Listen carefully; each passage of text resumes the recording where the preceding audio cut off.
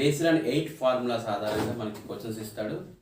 ఈ 8 కూడా మనం బాగా చదువుకున్నట్లయితే వాడు ఆర్ట్ మ్యాన్ అవుట్లో ఏ క్వశ్చన్ ఇచ్చినా సరే మనం ఈజీగా పిక్ చేయొచ్చు అని చెప్పుకున్నాం.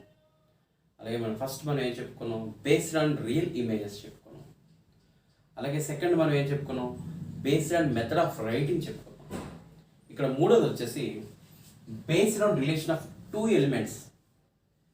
టూ ఎలిమెంట్స్ అంటే రెండు రకాలైనటువంటి చిత్రాలు, రెండు రకాలైనటువంటి విభిన్న, మనం ఏంటంటే వాటిని మూలకాలు అనొచ్చు, లేదంటే విభిన్నమైనటువంటి రూపాలు అనొచ్చు. అవి ఒకే పిక్చర్ని ఇస్తాడు.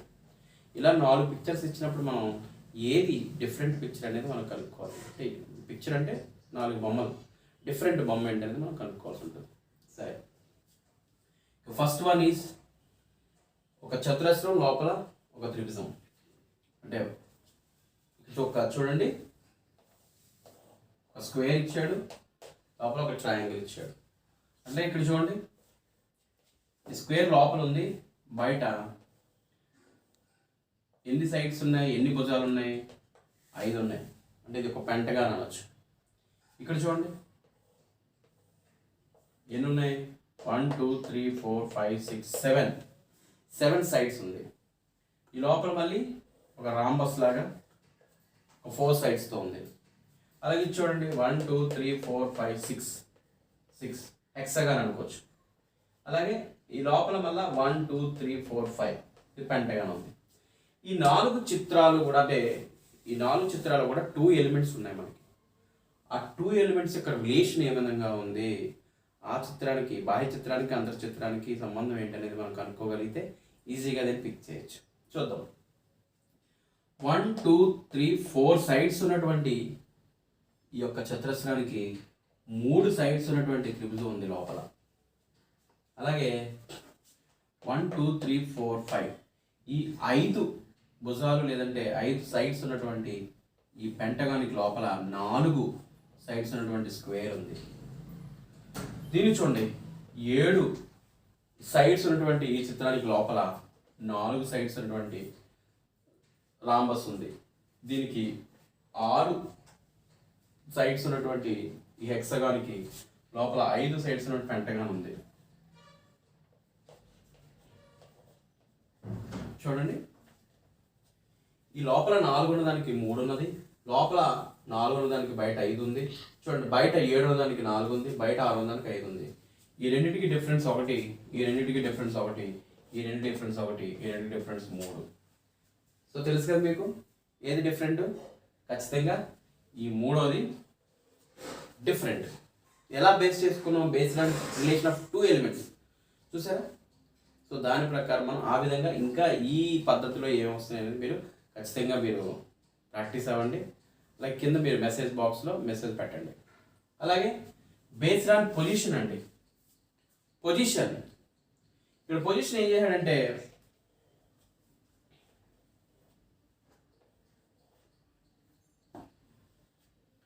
ఇది చూడండి, 4 ఇచ్చాడు. 4 బొమ్మలు కూడా ఈ హెక్సాగాన్లో ఉన్నాయి. వీటికి మధ్యలో ఒక మూన్ షేప్లో అటాచ్మెంట్ ఉంది 4 కూడా. మళ్ళీ బయట సర్కిల్స్ ఇచ్చాడు. అయితే వీటి పొజిషన్ బట్టి మనం ఎలా చెప్పగలుగుతున్నాం అంటే, ఒకసారి చూడండి, పొజిషన్ బట్టి ఎలా చెప్పగలుగుతున్నా చూడండి. మనం రకరకాలుగా ఆలోచిస్తాం. ఇక్కడ 3 ఉంది, ఇక్కడ 3 ఉంది, ఇక్కడ 3 ఉంది, ఇక్కడే 3 ఉంది అనుకుంటాం. అలాగే ఇక్కడ సర్కిల్ ఉంది, ఇక్కడ సర్కిల్ ఉంది, ఇక్కడ సర్కిల్ ఉంది, ఇక్కడ సర్కిల్ ఉంది అనుకుంటాం. అయితే ఇక్కడ మనకి లాజిక్ ఏంటంటే ఈ అన్నీ కూడా హెక్సాగాన్లే, సో డిఫరెన్సియేషన్ లేదు. అలా మనం సెపరేట్ చేసుకోవాలి. అన్ని హెక్సాలే కాబట్టి 4 హెక్సాగాన్లే ఉన్నాయి, 4 సర్కిల్స్ ఉన్నాయి, 4 మూన్ షేప్స్ ఉన్నాయి. అయితే అది యొక్క పొజిషన్ ఎట్లా ఉంది చూసుకోండి. ఎగ్జాక్ట్లీ దీనికి ఆపోజిట్లో, ఈ మూనికి ఆపోజిట్లో ఇక్కడ ఏముందండి, సర్కిల్ ఉంది. ఈ మూనికి ఆపోజిట్లో సర్కిల్ ఉంది, ఈ మూనికి ఆపోజిట్లో సర్కిల్ ఉంది. దీనికి ఆపోజిట్లో ఇక్కడ ఉండాలి, కానీ ఇక్కడ ఉంది, కాబట్టి ఇది రాంగ్.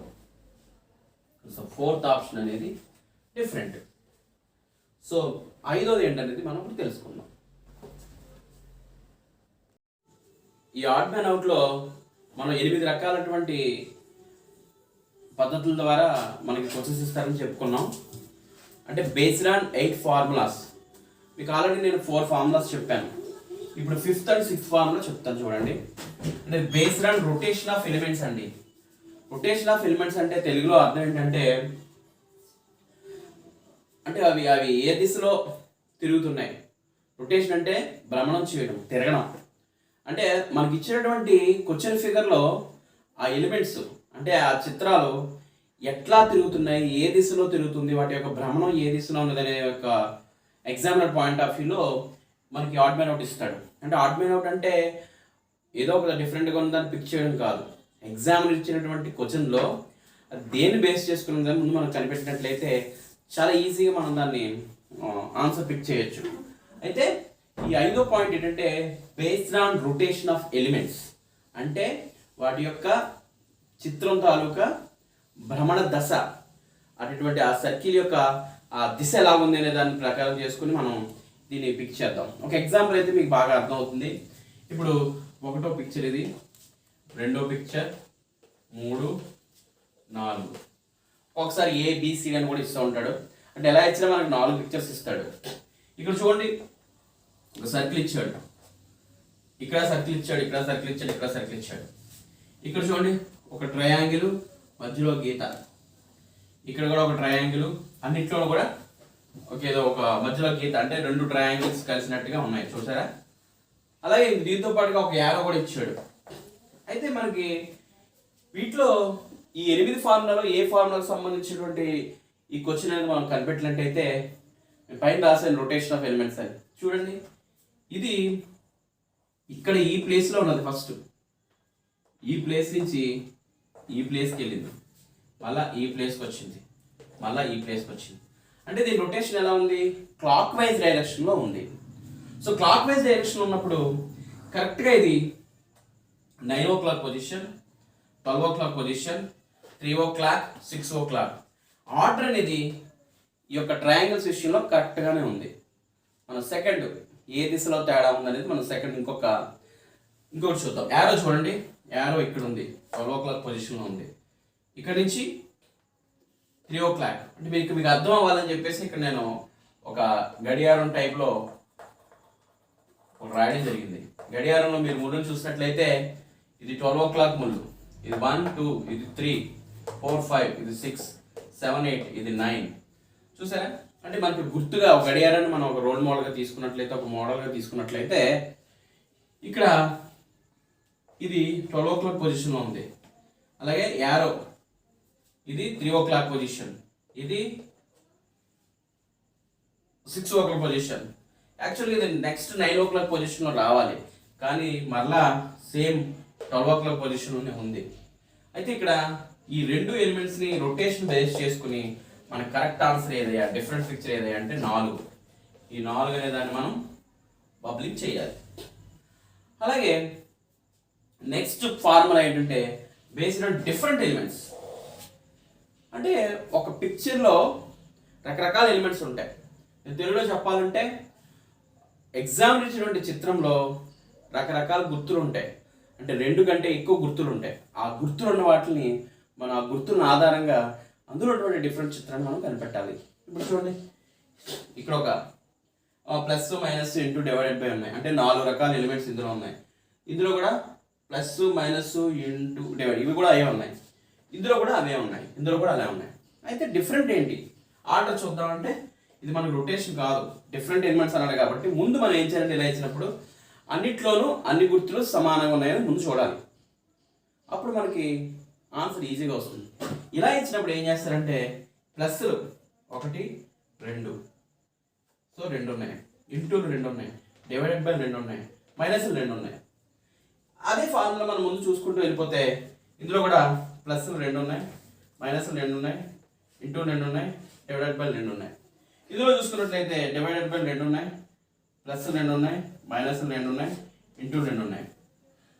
ఇక 4 చూసారంటే ఇంటూలు 2 ఉన్నాయి, అలాగే ప్లస్లు 2 ఉన్నాయి, డివైడెడ్ బై 3 ఉన్నాయి. చూడండి, ఇక్కడ డివైడెడ్ బై ఉంది, ఇక్కడ డివైడెడ్ బై ఉంది, ఇక్కడ డివైడెడ్ బై ఉంది, అంటే మైనస్ 1 ఉంది.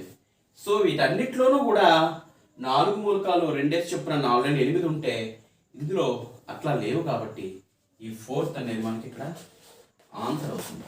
సో ఇప్పుడు మనం 8 ఫార్ములాలో కూడా 6 ఫార్ములా చెప్పుకున్నాం. ఇప్పుడు నేను 7వ ఫార్ములా మీకు చెప్తాను. ఆడ్ బై అవుట్లో 7వ ఫార్ములా ఇప్పుడు నేను మీకు చెప్తాను. 7వ ఫార్ములా ఏంటంటే బేస్డ్ ఆన్ ఫార్మేషన్. ఇక్కడ ఫార్మేషన్ అంటే ఏంటంటే ఒక పిక్చర్ తయారవడం, అంటే దేని ఆధారంగా ఆ పిక్చర్ తయారైంది, బేస్డ్ ఆన్ ఫార్మేషన్, ఏ విధంగా అది ఒక ఫార్మ్ అయింది, ఒక రూపాన్ని సంతరించుకుంది అనే ఆధారంగా. అంటే మనకి ఎగ్జామినర్ ఎప్పుడైతే ఒక క్వశ్చన్ ఇచ్చాడో అది ఏ ఫార్ములాతో ఉందనేది మీరు కనిపెట్టగలిగితే ఈజీగా కన్ఫ్యూజన్ లేకుండా టైం వేస్ట్ చేయకుండా పిక్ చేయొచ్చు. ఇప్పుడు ఎగ్జాంపుల్ చెప్తాను చూడండి. ఫస్ట్ ఎగ్జాంపుల్ చూడండి, ఇట్లా ఒక ఓవెల్ షేప్, సర్కిల్ షేప్ ఉంది పైన. ఇది అసలు ఓవెల్ షేప్ లేదు, చెప్పాలంటే ఇది రెక్టాంగిల్. థర్డ్ వచ్చేసి ఇది మళ్ళా ఓవెల్ షేప్ ఉంది. ఫోర్త్ అనేది మళ్ళా ఓవెల్ షేప్ ఉంది. అంటే ఈ 4 పిక్చర్లో ఎక్సెప్ట్ సెకండ్ తప్పించి మిగతా 3 కూడా ఓవెల్ షేప్తో ఫామ్ అయ్యాయి. ఎట్లా రూపొందబడ్డాయి? ఓవెల్ షేప్ని ఆధారంగా చేసుకుని ఆ పిక్చర్స్ తయారయ్యాయి. కానీ ఇది మాత్రం అసలు ఓవెల్ షేపే లేదు, 4 స్ట్రైట్ లైన్స్, రెక్టాంగిల్ ఉంది. ఖచ్చితంగా based on the formation second option is the different odd man picture. So ఇక్కడ ఆన్సర్ 2. ఇక last based on number of sides. Sides అంటే మీకు తెలుగులో చెప్పాలంటే భుజాలు, 3 భుజాలను త్రిభుజం. అలాగా మనకి భుజాలని సైడ్స్ అంటారు. ఈ based on the number of sides, ఎన్ని భుజాలు ఉన్నాయనేది మనం లెక్క పెట్టుకుంటే సరిపోతుంది. అంటే మనకి అక్కడ పిక్చర్ ఇవ్వగానే మనం ముందు ఆ భుజాలు అనేది మనకు ఐడియా రావాలి. ఓకే, ఇది బేస్డ్ ఆన్ సైడ్స్ అనే ఫార్ములా మీద ఆధారపడిన పిక్చర్ కాబట్టి మనం ఈజీగా మనం దాన్ని పిక్ చేయగలిగితే ఆన్సర్ ఈజీగా వచ్చేస్తుంది. ఇక్కడ చూడండి, ఫస్ట్ ఆప్షన్ ఇది, second option, third option, fourth option. మీరు ఇలా చూడండి, 4 పిక్చర్లోనూ కూడా ఒక లైన్స్ ద్వారా ఏర్పడినటువంటి చిత్రం ఇది. అంటే ఒక గీతలు కలవడం వల్ల ఏర్పడిన చిత్రం. అలా ఇచ్చినప్పుడు వెంటనే మీరు సైడ్స్ ముందు లెక్క పెట్టండి. చూడండి, ఇది 1, ఇది 2, ఇది 3, ఇది 4, ఇది 5, ఇది 6, ఇది 7. అంటే మొత్తం ఎన్ని సైడ్స్ ఉన్నాయి? దీంట్లో 7 సైడ్స్ ఉన్నాయి. ఇకపోతే రెండో పిక్చర్ చూడండి, 1, 2, 3, 4, అంటే ఇది 4 అనుకోండి, ఇది 5, ఇది 6. ఎన్ని ఉన్నాయి? 6 ఉన్నాయి. ఇది చూడండి, 1, 2, 3, 4, 5, 6. ఇది కూడా 6 ఉంది. ఇది చూడండి, 1, 2, 3, 4, 5, 6. మీకు ఆన్సర్ వస్తుంది. ఈ సైడ్స్ అన్నీ కూడా ఈక్వల్గా ఉంటే భుజాలు, ఇందులో ఒకటి ఎక్కువగా ఉంది కాబట్టి 1 is the correct answer. So children, mental ability part అనేది ప్రాక్టీస్ చేయడం వల్ల మాత్రమే మనం సక్సెస్ చేయగలం. ఎందుకంటే పిక్చర్స్ అన్నీ ఒకేలా ఉంటాయి. కాబట్టి నేను చెప్పింది ఏంటంటే, మీకు 4 పిక్చర్స్ చూపించేసి దీనికి ఆన్సర్ ఎట్లా వచ్చింది, దానికి ఆన్సర్ ఎట్లా వచ్చింది అని చెప్పేస్తే మీకు ఆ 4 పిక్చర్స్ వరకు మాత్రమే మీరు ఆన్సర్ చేయగలరు, మిగతా చేయలేరు. అందుకని నేను ఏం చెప్తున్నానంటే, ముందు ఈ కాన్సెప్ట్ అర్థం చేసుకోండి. ఆడ్ మెన్ అవుట్లోనే 8 రకాలైనటువంటి క్వశ్చన్స్ వస్తాయి. గుర్తుపెట్టుకోండి, ఈ ఆడ్ మెన్ అవుట్లోనే 8 రకాలైనటువంటి ప్రశ్నలు మనకి ప్రశ్నల రూపంలో మనకి మొత్తం ఏం ఇస్తాడు? 4 ఇస్తాడు, 4 క్వశ్చన్స్ ఇస్తాడు. కానీ ఈ 8 రకాల ఫార్ములాస్, బేస్డ్ ఆన్ 8 ఫార్ములాస్ మీరు బాగా అర్థం చేసుకున్నట్లయితే అదేంటి, ఎలా ఇస్తున్నాడు ఎగ్జామ్లో, ఏమిస్తున్నాడు, అది బేస్డ్ ఆన్ రియల్ ఇమేజెసా, బేస్డ్ ఆన్ రొటేషనా, డిఫరెంట్ ఎలిమెంట్సా, బేస్డ్ ఆన్ ఫార్మేషనా, బేస్డ్ ఆన్ నెంబర్ ఆఫ్ సైడ్సా, అసలు అది ఎలా ఇస్తున్నాడు అనేది మీరు ఒక్కసారి కనుక 8 పాయింట్స్ గుర్తు చేసుకుని 8 పాయింట్స్ రిలేటెడ్గా ఒక్కొక్క దాంట్లోనూ కూడా ఒక 10 కనుక మీరు ముందు ప్రాక్టీస్ చేసి తర్వాత అన్ని మిక్స్ చేసి, అసలు ఏ ఫార్ములా తెలియకుండా ఒక కొత్తది తీసుకుంటారు. అది ఏ ఫార్ములా ముందు మీరు అనుకుంటారు, ఇదేంటి ఒకటి బేస్డ్ ఆన్ ఫార్మేషనా, లేదా బేస్డ్ ఆన్ రొటేషనా, లేదా బేస్డ్ ఆన్ ఈ నెంబర్ ఆఫ్ సైడ్సా, అసలు ఎట్లా ఉందనేది మనం ముందుగానే ప్రాక్టీస్ చేసినట్లయితే ఆడ్ మ్యాన్ అవుట్లో ఎంత కన్ఫ్యూజింగ్గా ఇచ్చినా, ఎంత ఇబ్బందికరంగా ఇచ్చినా ఎటువంటి కన్ఫ్యూజ్ లేకుండా మనం ఈజీగా పిక్ చేయొచ్చు. సో చిల్డ్రన్, ఫస్ట్ మీరు 8 కాన్సెప్ట్స్ని వీడియో బాగా వినండి. బాగా విని ఆడ్ మ్యాన్ అవుట్లో ఈ 8 కాన్సెప్ట్స్, ఈ 8 ఫార్ములాలు దాటి ఏ క్వశ్చన్ ఎప్పుడు ఈ సేమ్ ఇదే బేస్ చేసుకుని ఇస్తాడు. దాన్ని మనం ఈజీగా పిక్ చేయాలంటే ముందు మనకి ఈ కాన్సెప్ట్ బాగా అర్థం కావాలి. నేను చెప్పాను, బాగా ప్రాక్టీస్ చేయండి. బాగా ప్రాక్టీస్ చేసి మీకు ఏమైనా డౌట్ ఉంటే మీరు మన యూట్యూబ్ కింద మెసేజ్ పెట్టండి, నేను ఖచ్చితంగా ఆన్సర్ చేస్తాను.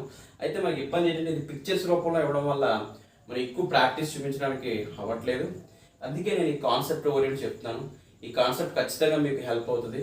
దీని ద్వారా మీరు ప్రాక్టీస్ చేయండి. Okay children, take care. Until then bye. Next మనం సెకండ్ ఫిగర్ మ్యాచింగ్ ద్వారా కలుసుకుందాం. బాయ్.